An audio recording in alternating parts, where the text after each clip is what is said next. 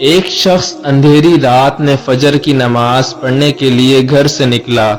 اندھیرے کی وجہ سے اسے ٹھوکر لگ گئی اور وہ منہ کے بل کیچڑ میں گر گیا۔ کیچڑ سے اٹھ کر وہ گھر واپس آیا اور لباس تبدیل کر کے دوبارہ مسجد کی طرف چل دیا۔ ابھی چند قدم ہی چلا تھا کہ دوبارہ اسے ٹھوکر لگی اور وہ دوبارہ کیچڑ میں گر گیا۔ کیچڑ سے اٹھ کر وہ پھر دوبارہ اپنے گھر گیا، لباس بدلا اور مسجد جانے کے لیے دوبارہ گھر سے نکلا۔ جیسے ہی وہ اپنے گھر سے باہر نکلا تو اس کے دروازے پر اسے ایک شخص ملا جو اپنے ہاتھ میں روشن چراغ تھامے ہوئے تھا۔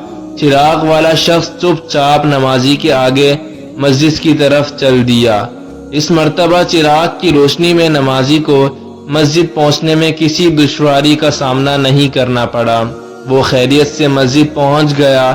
مسجد کے دروازے پر پہنچ کر چراغ والا شخص رک گیا۔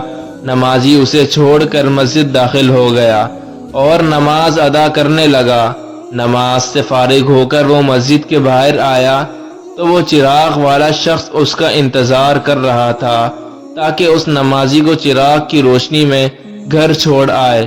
جب نمازی گھر پہنچ گیا تو نمازی نے اجنبی شخص سے پوچھا، آپ کون ہیں؟ اجنبی بولا، سچ بتاؤں تو میں ابلیس ہوں۔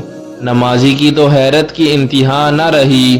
اس اجنبی کی یہ بات سن کر نمازی سوچنے لگا، ابلیس شیطان کیسے مجھے مسجد تک چھوڑ سکتا ہے؟ اس کا کام تو لوگوں کو بہکانا ہے۔ تو اس شخص نے بڑی حیرت کے ساتھ ابلیس سے پوچھا، تجھے تو میری نماز رہ جانے پہ خوش ہونا چاہیے تھا، مگر تم تو چراغ کی روشنی میں مجھے مسجد تک چھوڑنے آئے۔ ابلیس نے جواب دیا کہ جب تمہیں پہلی ٹھوکر لگی اور تم لباس تبدیل کر کے مسجد کی طرف پلٹے تو اللہ تعالیٰ نے تیرے سارے گناہ معاف فرما دیے۔ جب تمہیں دوسری ٹھوکر لگی تو اللہ تعالیٰ نے تمہارے پورے خاندان کو بخش دیا، جس پر مجھے فکر ہوئی کہ اگر اب تمہیں ٹھوکر لگی تو اللہ تعالیٰ کہیں تمہارے اس عمل کی بدولت تمہارے سارے گناہوں کی مغفرت نہ فرما دے۔ اس لیے میں چراغ لے کر آیا ہوں کہ تم بغیر گرے مسجد تک پہنچ جاؤ۔ اس شخص نے جیسے ہی یہ بات سنی تو اس نے اللہ تعالیٰ کی بارگاہ میں اپنا سر جھکا کر اللہ کا شکر ادا کیا۔ تو دوستو، یہ ہے ہمارے رب کی شان، سبحان اللہ۔